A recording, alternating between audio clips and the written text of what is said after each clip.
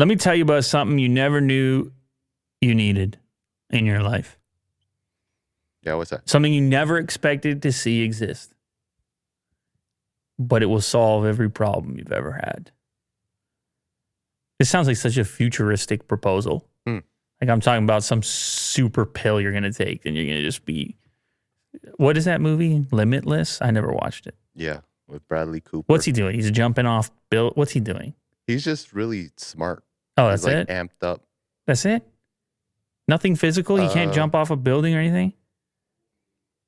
He didn't do that in the movie. Right. Maybe he was All physically... right. I wanted it to be more superhero status. Right.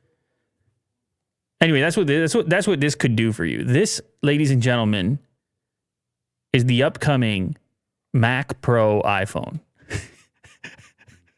Mac Pro iPhone. Yeah, that's right, Will. That is what you needed. That's 64 cores right there. Really? No. This is a patent filing, and it is one of the weirder ones that I've seen recently from Apple. And just to be clear, they do these type of things. They have a little laugh. They throw these patent filings. I mean, this recent patent filing had 77 in it, 77 new patents granted by the U.S. Patent and Trademark Office. So they do this stuff on a whim. I mean, maybe a little bit more than a whim because they got to do the drawings. But apparently, they just patented a Mac Pro-like iPhone that will have the cheese grater style metallic mesh chassis with the carved out holes in there. Mm-hmm. The cinema display, do they call it that anymore? What do they call their display? XDR display. Pro. Anyway, that display has it, the Mac Pro has it, and now in this patent, the iPhone has it. And they say in the patent, hey, this could help with cooling and performance. Meanwhile, the stuff they're doing with their chips, they don't even, those things are already super cool. What do you think about this, Will? This what you need or what? The cheese grater iPhone. This is ridiculous. This is, that would be, have you ever touched the back of one of these displays? Mm-hmm. It's like sharp. Yeah, great in my hand. Yeah, it's like sharp. Yeah. You would never want this on your phone. I don't know how they would implement it in such a way here that will make it usable and then never mind in and out of the pocket. Yeah, the lint. Oh my God. The dirt. Oh my God. I know that often these patents are just in case type patents. They're like, hey, maybe we want to do that one time. But this one just to me makes no sense. That it could never possibly happen unless there was some way of coating it with some other clear coating on the outside of it so it could become smooth again and just for appearances. But of course, that wouldn't do much for your cooling. Yeah, I have no idea. Somebody did all this work to do these drawings just so they had it. Sheet 4 of 17, March 30th, 2021. Yeah, the bending of the grates on the corners here. Just That's in case. A lot of work. They're like, let's just make sure if we ever want to do cheese grater devices that are not the current Mac Pro or Pro Display XDR, let's just make sure we're covered in case that's something we want to do. Right. And so they slapped it on the phone. More practically, they also slapped it on to something that looks like the trash can Mac Pro, the mini Mac Pro. And that seems to be more feasible. Although again, I highly doubt that they would go back to that shape exactly just because they've done it already. But maybe this patent would apply even if they did a small cube or a small brick and it still had that kind of pro look to it, fitting in with the other pro devices that they have. But I just got a kick out of the Mac Pro iPhone. Yeah. Not a thing I ever expected to see even a fan rendering, let alone an official U.S. patent for such a thing. It's out there. It would the wild. It would actually have to be one of the worst textures to put in your pocket. I mean, I'm sure there's worse out there, but anyway, there you go, Will. One day, far enough in the future, You know, your very own cheese grater in your pocket. There we go. Well, that's the thing. Yeah. This episode is sponsored by MeUndies.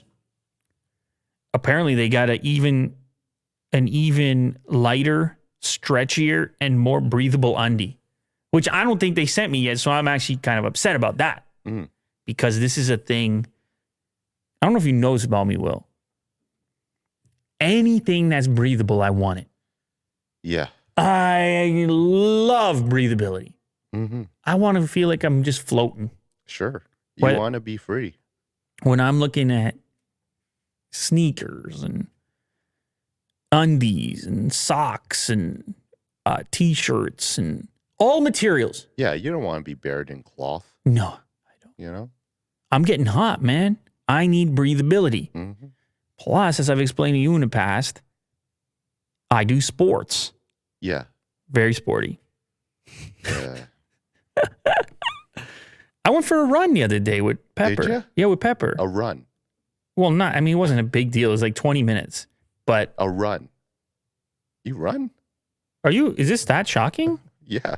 I don't run. I've never seen you run. I don't run, but You know? Pepper is, what is she? 6 months old. Yeah. She has a lot of energy. By the way, Pepper's a little puppy. People are wondering, who's Pepper? It's a dog. And she's got a lot of energy. And sometimes before I leave, I'm thinking to myself, a regular walk compared to a run, it's a lot different energy expenditure for me or for the dog. Right. And so I said, let's see how this goes. I never took her for a run before. I said, let's see how this goes. And so I put the shorter leash, and I just started running. Oh, okay. And she nailed it. Full blast the whole way. No distraction, just loved it. Yeah. And it actually weirdly kind of encourages you when you got the dog setting the pace. Going. Setting the pace, and you're like, damn, you got stamina. Yeah. Damn. So, like I said, it was like 20 minutes. I think it was just over 2 kilometers or something, but it was a great time. But it gets me thinking, I need more breathability. Yes. Because I'm getting hot out there, and I got to pick the right materials before I take off on that run. Uh-huh. And the first item you put on is the underwear. That's where it all gets started, where it all gets kicked off. The whole day starts with the underwear. Yeah. And you got people out there, they're skimping on the underwear. And it's sending their day in the wrong direction. Yeah. And they can fix that right now. They can fix that by heading over to MeUndies and checking out the lightest, stretchiest, and most breathable undies yet. It's called Breathe by MeUndies. Made for your movement. Super stretchy, super meshy fabric feels invisible and stays put so you don't have to. Check out their new Breathe collection in new ultralight, anti-odor, quick dry undies and socks. Nice. Breathe, dude. Oh, it's in socks too. Yes, I need these things. Right on. We need a new care package from MeUndies so I can check all this out. They got all kinds of sizes, extra small up to 4XL, and a lot of different patterns too. If you want to express yourself, go for something a little flashier. It's on there too. Or the basics. You can get the classic colors, simple colors. It's up to you. You can get 15% off your first order and free shipping. Just go to MeUndies.com/Lou later. These things are crazy soft. I'm just try it out. Try it out. You'll see what I'm saying. It's the best way to do it. MeUndies.com/Lou later. Don't forget the /Lou later. That's how you get your 15% off. And it's how they know that we sent you. You can click the link in the description if that's easier. 15% off MeUndies.com/Lou later. Here's a nice little Apple update. How about a recalibration tool built into iOS 14.5 beta 6? You may recall, Apple has come a long way on this. You may recall the lawsuits and all the hoopla. I don't know if I've ever said hoopla on the show before. So I thought about it. I was saying, this is going to be a fun word. Hoopla. Oh. Around when they were throttling older devices that were having subpar battery performance, they were making this optimization decision for you when you upgrade your software. And people said, hey, we need to know about that because all of a sudden now I want to replace my device. And if I knew it was just a battery. And so Apple has kind of changed its tune on that as some of this information came out and those lawsuits took place. Anyway, this is so far in the other direction. I like it. Because often when it comes to battery health, people are a little bit unaware of the state of their battery. And oftentimes your software is not accurately reflecting the true state of your battery. And the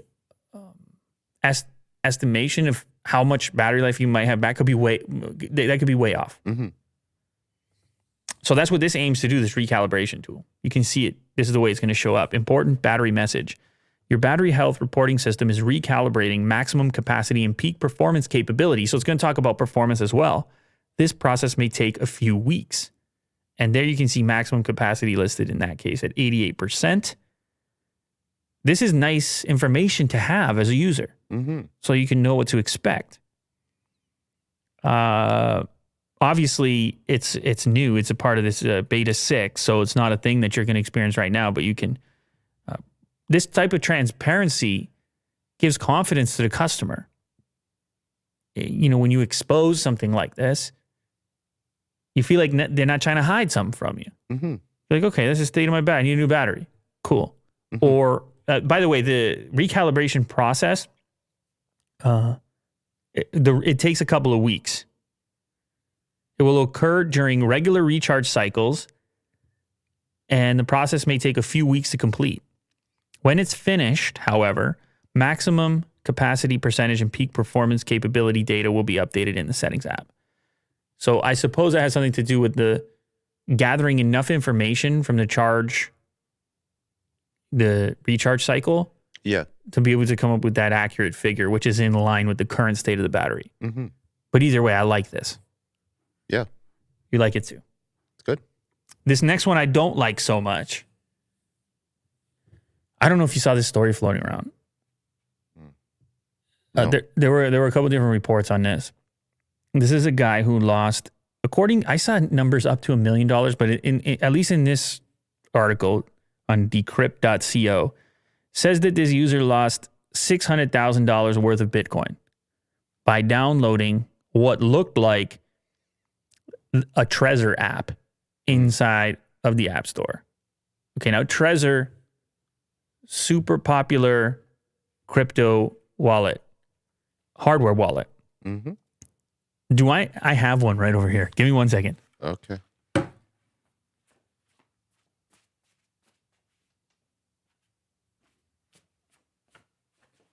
This right here. This is a cool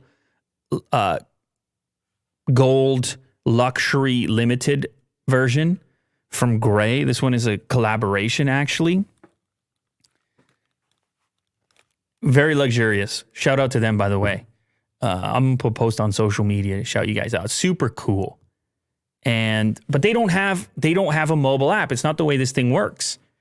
You plug it into your laptop or desktop, and there's an interface there, and it works when it's plugged in, tethered to manage it. Yeah, it doesn't have a battery in there. No, it's because it's meant to be secure. Yeah. It's not connected to the internet. You see what I'm doing with the motions? Yes. It's the whole point with the hardware wallet. Offline. Super popular company, one of the earliest companies in the game, and they make a couple different devices. They do not have an iOS app. However, a company figured out a way to get an app on the App Store that started out as something else. In this case, the original app was claiming to be, what was it? It was claiming to be some type of cryptography. It was in the cryptography category, and it was said to be an app as a solution for encrypting iPhone files and storing passwords originally when it was submitted. Right. But what they're able to do is then go in after it's been approved and change certain attributes and make the app something else completely from what was approved. And so that's when they turned it into a crypto wallet, and that's when they put the name Trezor on it. Then they were able to get a bunch of 5-star reviews and about 1,000 downloads. Now, people who had the hardware wallet were thinking, oh, I'm just going to hop on iOS, assuming that Trezor would also have a software wallet on mobile, which they don't. There's a warning to everybody here. Yeah. You got to go online. The Trezor Suite, I believe. That's what it's called. It's a new app. Yeah, but it's within the browser. It's an interface. It's a browser-based interface. Yeah. And your hardware wallet is connected when you're accessing it. In this case, this person thought, okay, maybe I can just link the two things and then my mobile app is going to be updated with my hardware wallet. Fantastic. Let me just move these things around. Well, the 17 or so Bitcoin that go into it, was it 17.1 Bitcoin goes in there, and guess where it went? Night. It went straight to the malicious app and those developers. And this is one person out of 1,000 downloads. That is some big time stuff, dude. Oh, that's scary. That's some nasty stuff. There's another report here. Now, obviously, you can't see whatever everybody lost over here, but another guy was on record saying he lost about 14,000. However, the twist here now, and you know the audience can weigh in on this if they choose. The twist here now is that he's saying this is Apple's responsibility.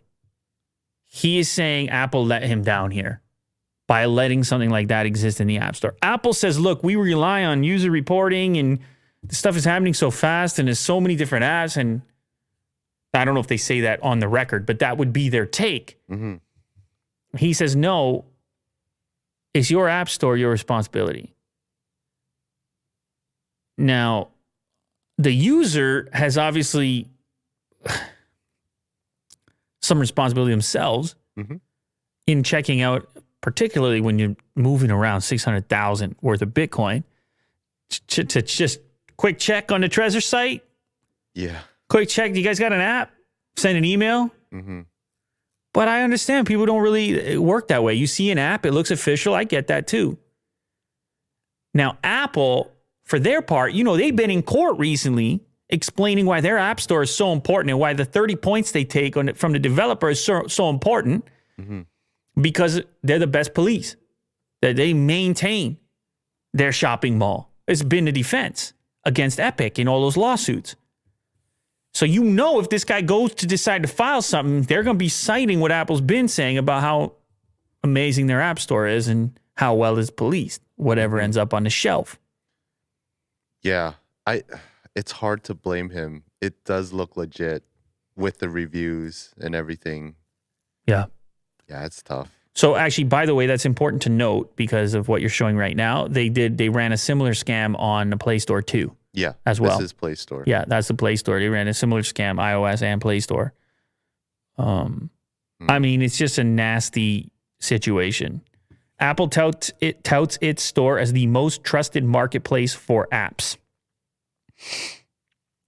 They say that all apps undergo a rigorous review process, but acknowledge that there have been other cryptocurrency scams on the App Store. It was available from January 22nd to February 3rd, downloaded 1,000 times. Nasty, nasty stuff. I will just say as a word of warning to people dealing in crypto, be as careful as you possibly can all the time. It does expose one of the issues in dealing in crypto is, you know, what's good about it, right, is also what can be exploited. But you guys let me know in the comments specifically if what is Apple's responsibility in this situation and how much, what should Apple, is there any merit there? Should Apple take any responsibility or is it like, hey man, you're on your own? Yeah. I think for sure they're going to be looking into it for future problems. They're going to try to fix it before it happens again. But I don't think this guy's going to get his money back from Apple. None of it. 600,000 gone. None of it? I don't think so. $50? An Maybe Apple, 50. a gift card? Sure. An App Store gift card? Give them some, some earbuds. Yeah, I know. I hear you, man. I don't even necessarily expect, I wouldn't expect them to do anything either. It's just, you wonder. I don't know if there's a precedent for it. It's a big amount of money. I don't know if there's a legal precedent for such. I'm sure in the terms of service, you sign away all your ability to sue anybody about anything. Apple's like, you agree, right? You're like, yeah, absolutely. Yep. I agree. I need to use this iPhone now. Leave me alone. Here's an interesting little device from Belkin. This is it is a stand, a little dock for your iPhone. It's using MagSafe. And what it does is got some smarts in it, capable of using your front-facing camera on your phone to track your location around the room. So it's basically kind of like a cameraman. Like a swivel. Like a swivel, yeah. But also up and down. Pan and tilt. Okay. Pan and tilt. And so everybody these days will. They're doing the dances. They're doing the TikToks. They're doing the instructionals, the yogas, the the fitness routines. Sure. Mostly TikToks. The TikToks. Yeah. I think I said that one. Mm-hmm. Yeah, those are out there. Anyway, so you now have your own camera person for these processes. You plop this on there magnetically, which is nice. And apparently it's $65. But how about this? Maybe you're just following a recipe video while bustling in the kitchen. Bustling? Yeah, you're just bustling about. And you got the recipe on the thing, and it's following you as you move about. No? Yes? No? Sure. Maybe? Does it work with the iPad? A bigger screen? No, it needs MagSafe. Probably not, eh? A magnetic mount, yeah. Okay, couple problems with it. Uh-oh. That's right. A couple of problems would be that it relies on the Belkin app to record the video because it's using the front-facing camera for tracking, so the recordings go into that app. So that's okay if you're going to go post on some social media after, take the video file, upload it, but it's not okay for video conferencing, which would be really nice to do on here. Oh. You know how sometimes you might be moving about and trying to carry a conversation? Yeah. Or doing a presentation or something like this? Well, it's not going to work for that because if you were using FaceTime, Zoom, or Skype, you need to be in those apps. Right. So live streaming is kind of a no-no over here, but video content, there you go. Your own robotic camera person.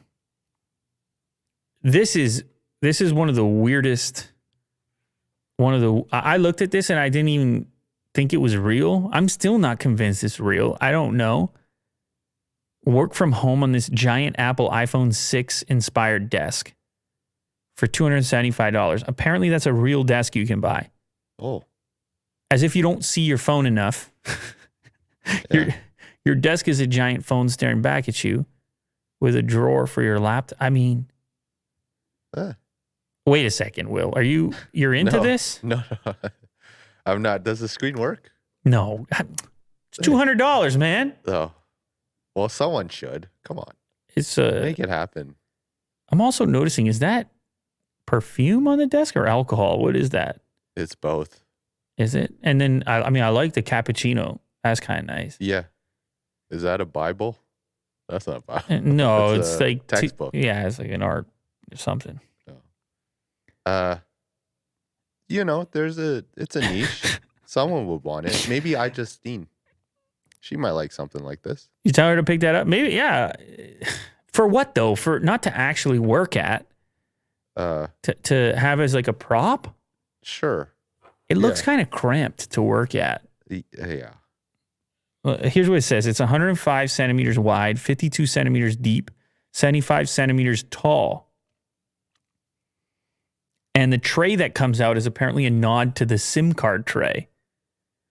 It is already sold out in every color, but more are expected to come in stock on the South Korean website 10x10, where it's selling for $275 USD.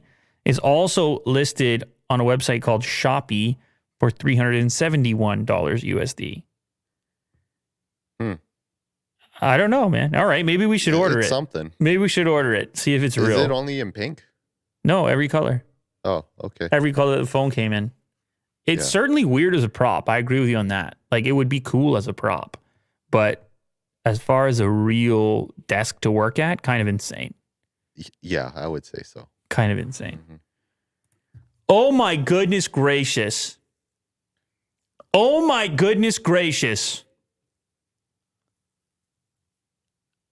Headline reads, YouTube tests hiding dislike counts on videos. The end of the dislike button is near. Huh. Why? Well, Will, let me explain to you, man.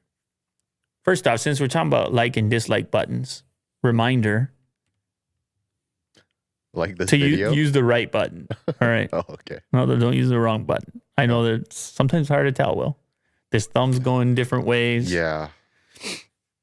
You know, I'm pretty sure all of the dislikes we ever get are just people that misinterpreted the buttons. That's all. Yeah, the mouse slipped a little bit.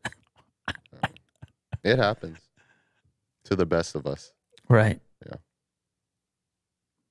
So what YouTube is saying is that people, creators, they're getting fatigued. You know, they're down. They're getting down and upset and depressed. I don't know, whatever. Yeah. At a certain point, if you don't have the content, if people stop uploading or they're just not into it as much because they're constantly getting thumbs down or whatever, negative. Now, by the way, it's just that's part of life, right? Like sometimes something goes well, something doesn't go well. You want to be informed. Like often, like maybe not all the time. Maybe not all criticism is constructive. But oftentimes, if I saw something people that weren't into, I will use that information. I will say, thank you very much. Let's try to improve. But there also is a point where people maybe are getting a kick out of pushing people around, like bombing them. Maybe there are situations where a person wants to make somebody else feel bad, organizes each other to make somebody feel bad. Yeah. A lot of these social media sites have been targeting the attacks on individuals, like anybody calling out or calling on another individual, and they try to discourage it or flag videos or remove monetization or whatever incentives there are. So there's that piece of we get rid of the button, creators are happier, they spend less time reflecting on the dislikes. People are probably less likely to leave a dislike. But oh, by the way, I should say the dislike button isn't gone. It's just a dislike count. You can scroll down and see what the feature will look like. Right there. And I'll just say exactly what YouTube said. I will read their response. So you can see here in this demo, you have 978 up. You can dislike the video and the creator will see the number of dislikes, but it's not displayed as a bar, like a voting system, how it is now. It's this like shifting bar. And it doesn't say the number. It just says dislike. That's it. Here's a quote directly from YouTube. In response to creator feedback around well-being and targeted dislike campaigns, we're testing a few new designs that don't show the public dislike count. If you're part of this small experiment, you might spot one of these designs in the coming weeks. Creators, you'll still be able to see the exact number of likes and dislikes in YouTube Studio. For viewers, if you're in the experiment, you can still like or dislike a video to share feedback with creators and help tune the recommendations you see on YouTube.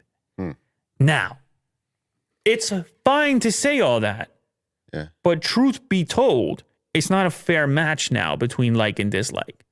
If I'm going to dislike something and I can't even see the number go up, I'm just less likely to use the feature. Same with the like button. If all the numbers were gone and it was just like, what am I doing? What am I contributing? Like the number is big to potential users. Yeah. So you can't just say, hey, you're still free to dislike. Like you are trying to encourage less dislikes, which maybe you can have a conversation around that. Yeah. Maybe you can have a conversation about that. However, if you read the thread of comments underneath this announcement, which took place on Twitter from YouTube's official account, A lot of people are saying we need that dislike button. A lot of people are saying this is the way that we can communicate. It's a tool that we have when somebody does something horribly wrong. Yeah. And that we don't agree with. Mm-hmm. There's some merit there. Absolutely. But ultimately, what is YouTube? What are they doing? Oh, I don't know.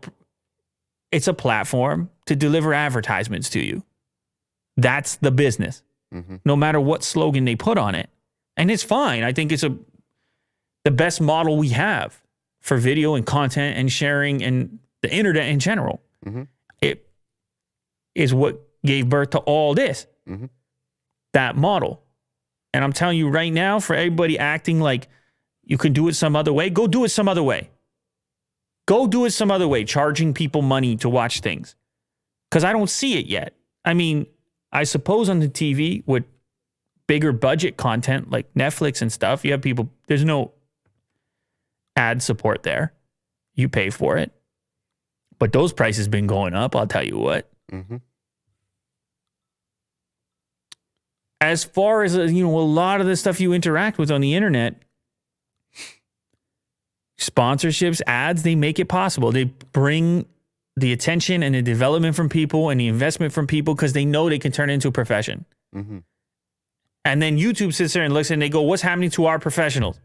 Oh, they got a boatload of emails from people saying, I got this targeted dislike campaign or just not feeling motivated to post or whatever because I'm feeling I'm getting a lot of this. And YouTube's like, wait a sec. But it is a problem, man. It's not cut and dry. It's a problem for me, too. I'm sitting there looking at it like, ugh, I don't know. I'm conflicted. Mm-hmm. I think the dislike can be useful. Absolutely. I hear that side of it. But also as a content creator, I realize people can put a lot of effort into something. Uh-huh. And they live or die by the button. One click. And the time investment of like 30 seconds to watch something, boom, death. Mm-hmm. But at the end of the day, when you talk about advertisers and advertising, if there's no human beings there to watch it, to advertise to, because they're sick of not having their voice heard or feeling like they're a part of a community, then you broke the system in that way too. So they had to feel represented also in the fact that they have some level of feedback available to them. Yeah. I think that one point that you made where, with the interactions of likes and dislikes, I think the engagement level will be lower now because it's only the like. You only see the like counter. Mm-hmm. So what's the point of liking something if you don't see the dislikes? Right. It's well, we have that elsewhere, right? On Instagram's how it works. It's only likes. yeah. Facebook, like all the other social media, decided early on that it was, for whatever reason, dangerous to them or the brands or whatever, the posters, to have that negative sentiment in there. Mm-hmm. So you just have likes, and people do. That people like crazy on Instagram. Yeah, I guess so. Yeah, I don't know. I don't know how I feel about it. YouTube is one of the rare places in social media that has defended and maintained Mm-hmm. the true dislike and ratio bar. Mm-hmm. And you got to think that they're looking at all the other social media and they're getting the feedback they're getting, and they're meeting with the psychiatrists and everyone else, and they're saying, you should price have that over there. Yeah. But we'll see. And of course, you guys will weigh in. You let me know in the comments, what's the right balance? Is this it? Like maintaining the dislike button, but eliminating some of its prominence by removing the count? Keep it exactly the way that it is? What should be done here? I mean, you get to vote just with your comment. Mm-hmm. You see, you get to be heard. I look at the comments. We look at the comments. Mm-hmm. I'll bring it to YouTube, actually. If you have some really interesting feedback about it, by the way, I'll bring it to YouTube. I'll send an email. All right. So I'll read what your thoughts are on it. I think it's a big issue. I think it's a really critical decision. Next story is about the Volkswagen thing. I don't know, man. What? I don't know. So they put out a pre-April Fool's thing press release about changing their name to Volkswagen in order to embrace the electrification of their fleet and just the EV future in general. So they hit up all these publications. Weird ad. Okay.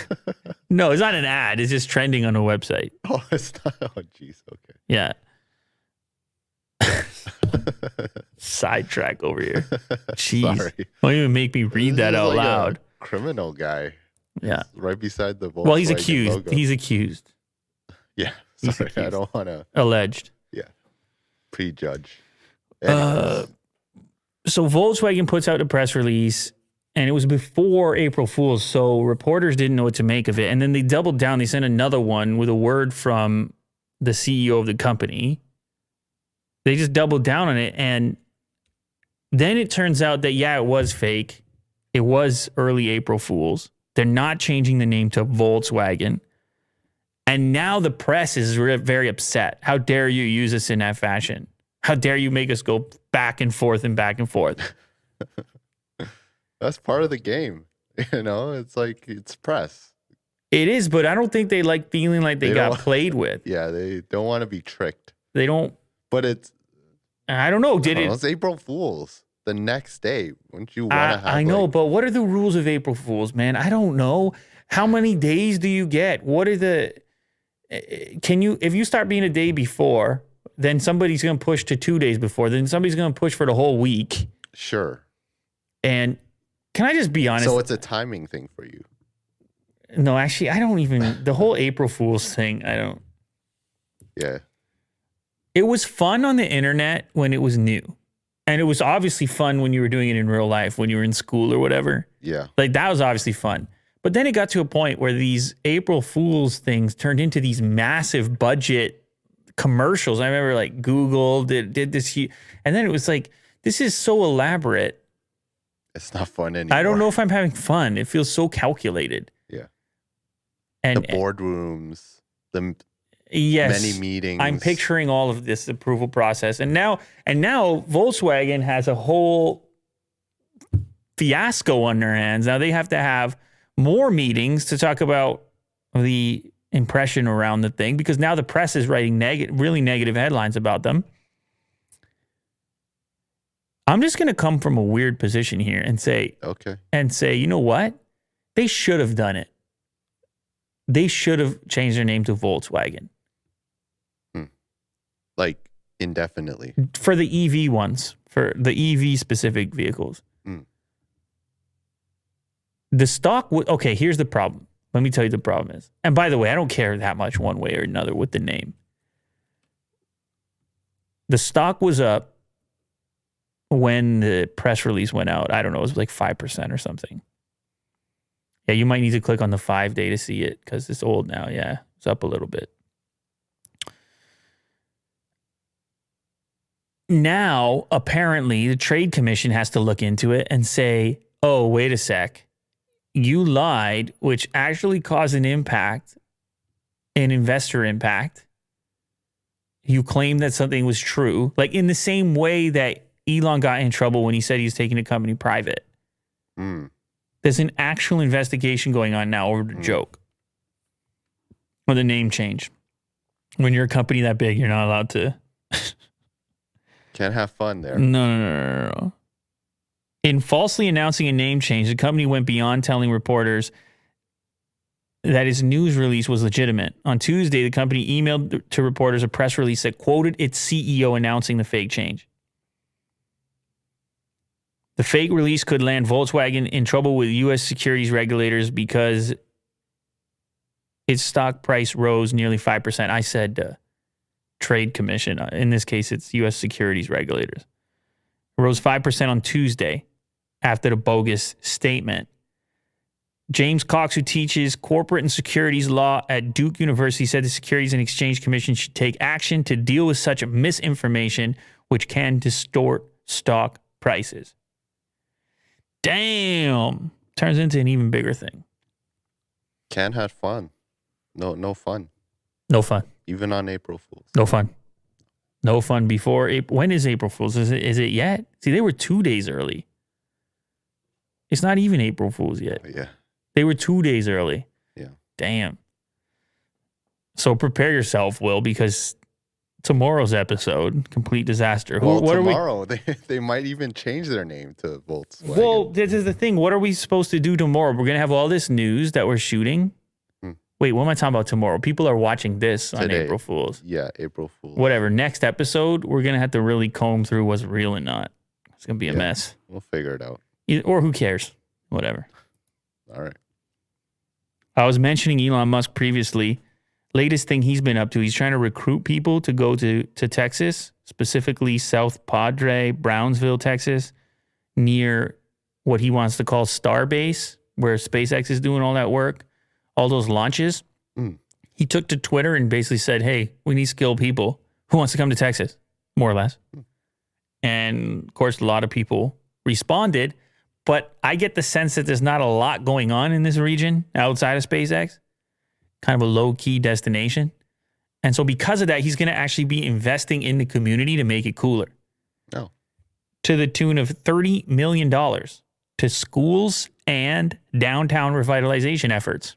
I'll do it. Just make the whole city cool. Yeah. And get everybody to come there. Now, interestingly, I looked this up because I was like, all right, where is this region? Brownsville, South Padre. It's kind of far from the big cities of Texas. It was like 5 hours from Austin, maybe a little bit closer to Houston. But it's a bit of a trip. You're very close to Mexico over there. Now, I'm sure it's probably pretty cool weather, I'm guessing. But as far as the nearest airport, you're going to have to be prepared. Will's never used Google Maps before. What is this? Look where you are. You're right on the Mexican border over there. Aren't you? Yeah, you're very close. All right, well, we've had enough of your bizarre zooming game that you're playing. Oh, boy. Yeah. Mexico's right there.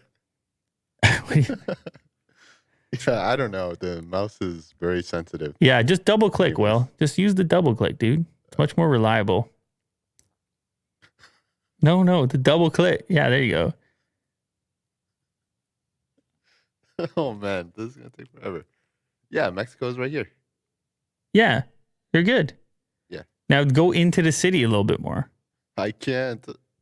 No, you can't click on the actual item. You need to just click near it. Yes, right there. There you go.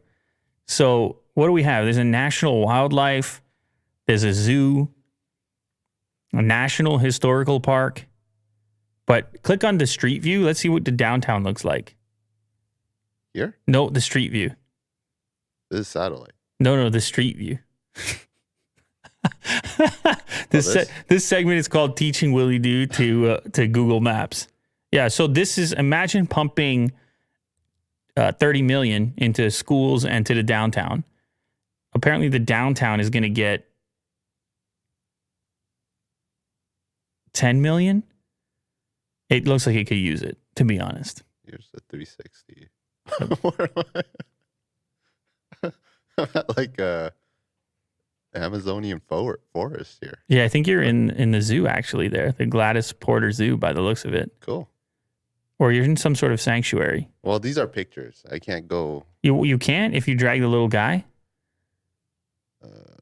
You can probably go to Grove Street.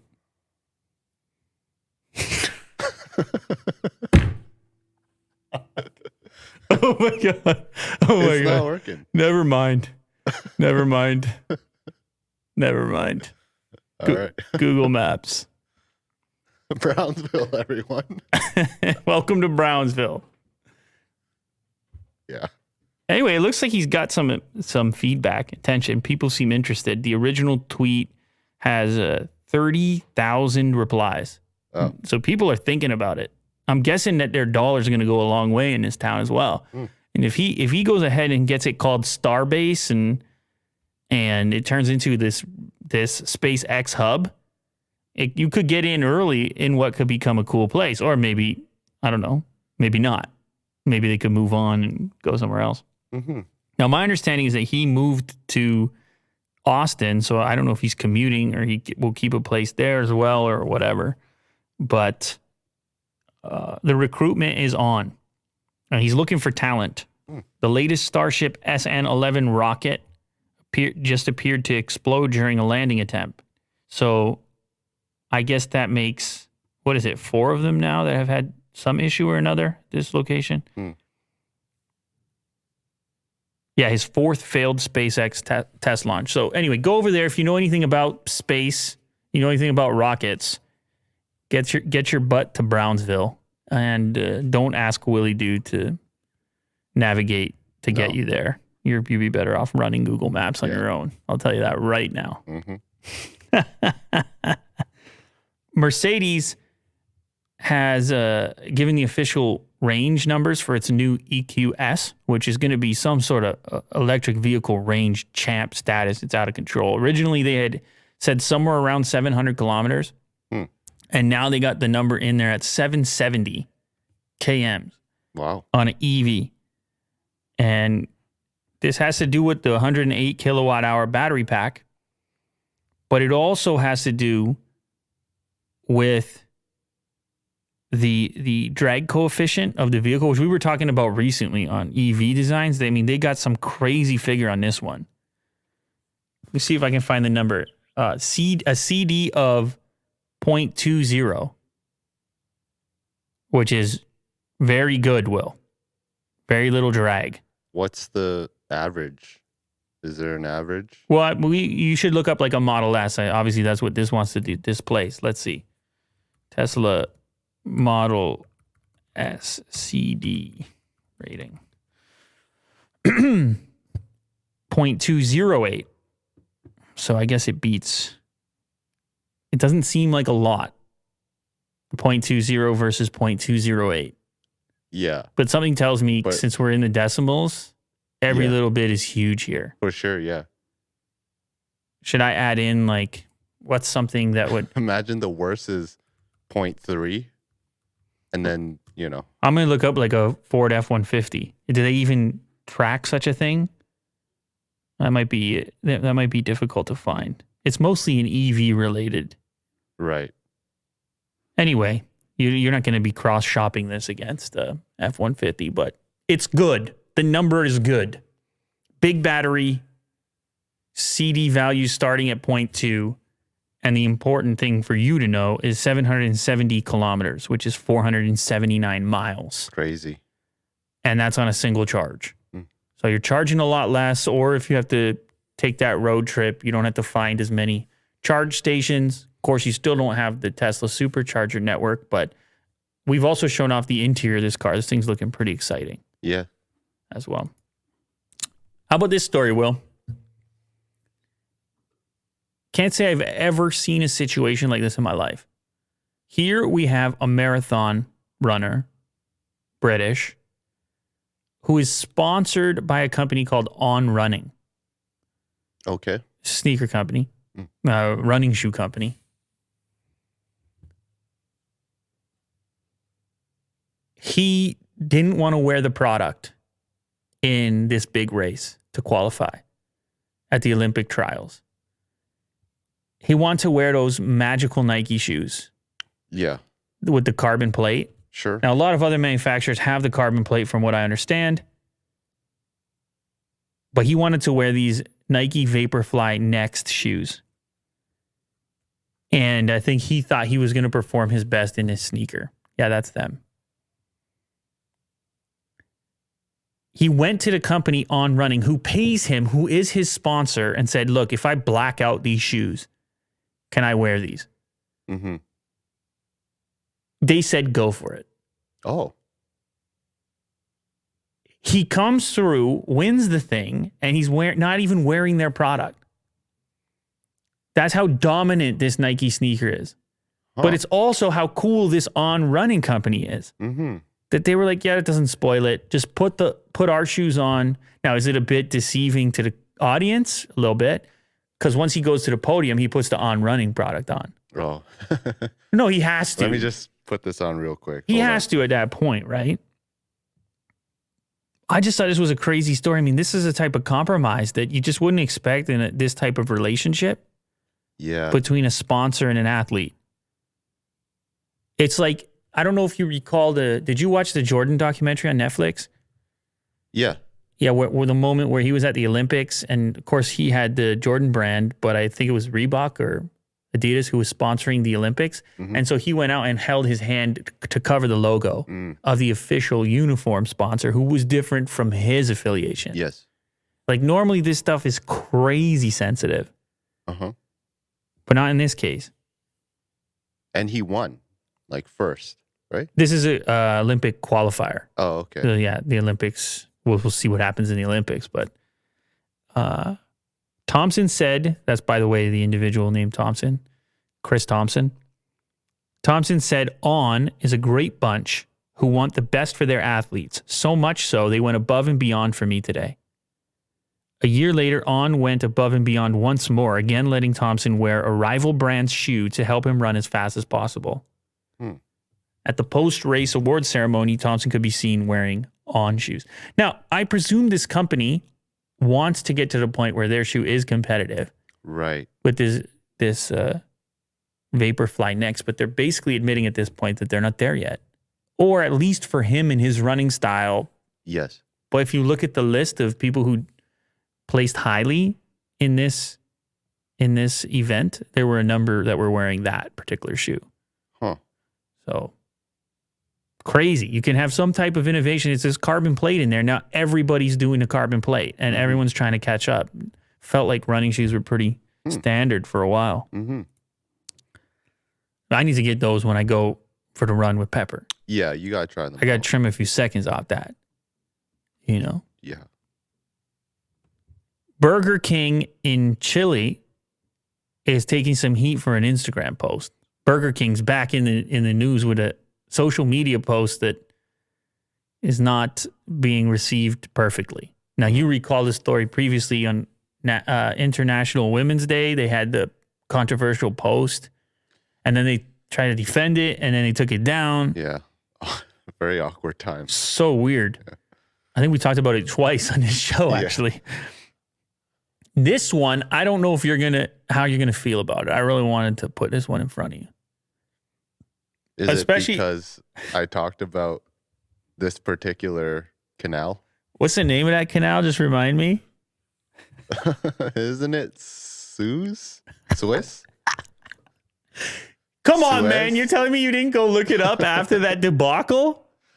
Well, you tell me. Yeah, it's the Suez Canal. Suez Canal. Gotcha. In Egypt. Right. And we can probably say it nicer than that, but roughly speaking, that's what it is. As opposed to the Zeus Canal.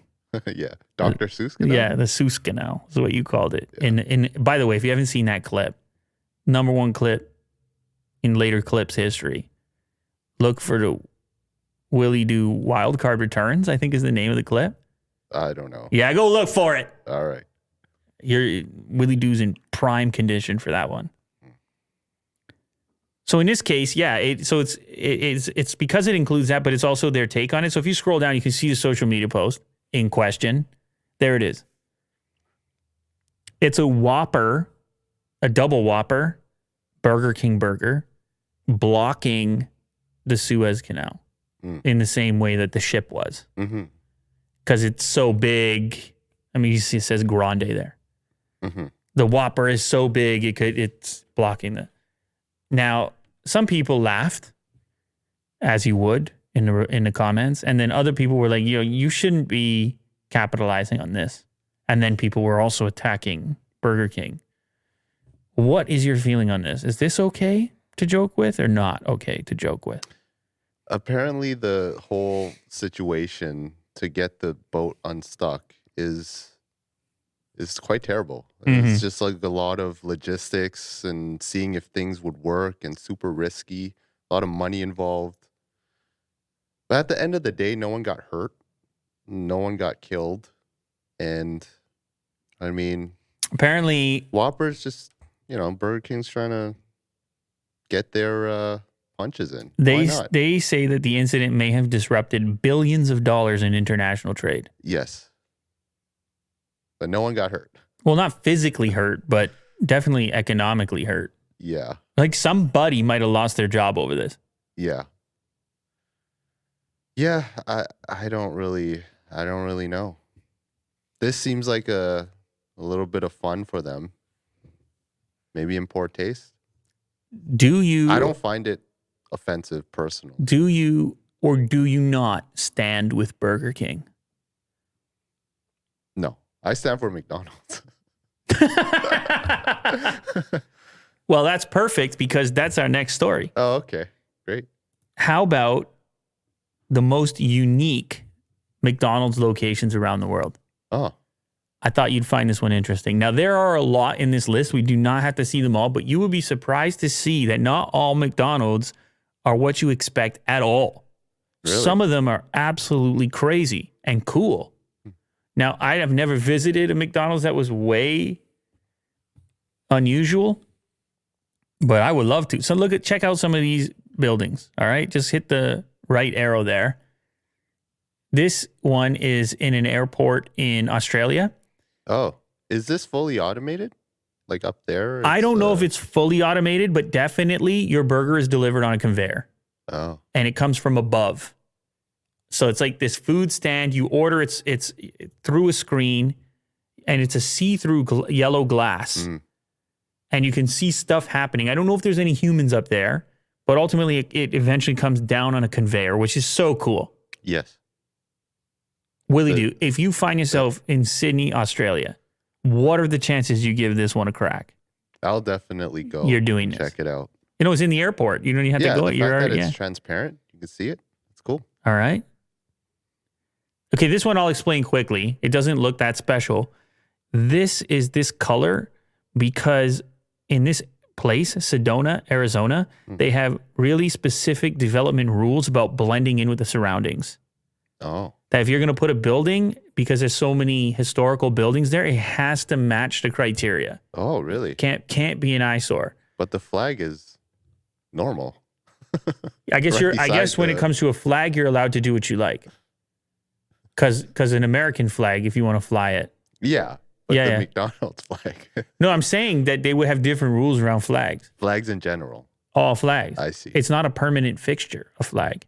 Interesting. You don't need a permit to fly a flag. So everything's just like teal there? No, I don't. Like the logos are all teal or something? I think there was probably an approval process where they looked at historical buildings around there and were like, here's the colors you can use. But the most important thing here is the structure itself, having that. What is the name of that? It's that like kind of southern New Mexico. Tuscan. What the hell is the name of that stuff? Scroll down. Maybe it says. Of course, it doesn't tell me what that name of that stuff. Someone's gonna say it in the comments. You're gonna get bothered by this. No, I'm not that bothered. It's like that stone-looking beige, yellowish rock. Yeah. Look that anyone who's been to the southern United States knows what that looks like. Tatooine. Desert. It's like a desert look to it. Oh God, there's a name for it. It's not coming to my head right now. Okay, go next. All right. Look at this fancy little McDonald's. I love the logo here. Oh. So this one I believe is in Norway. If you scroll down, I think we can verify that. Yeah, it's in Norway.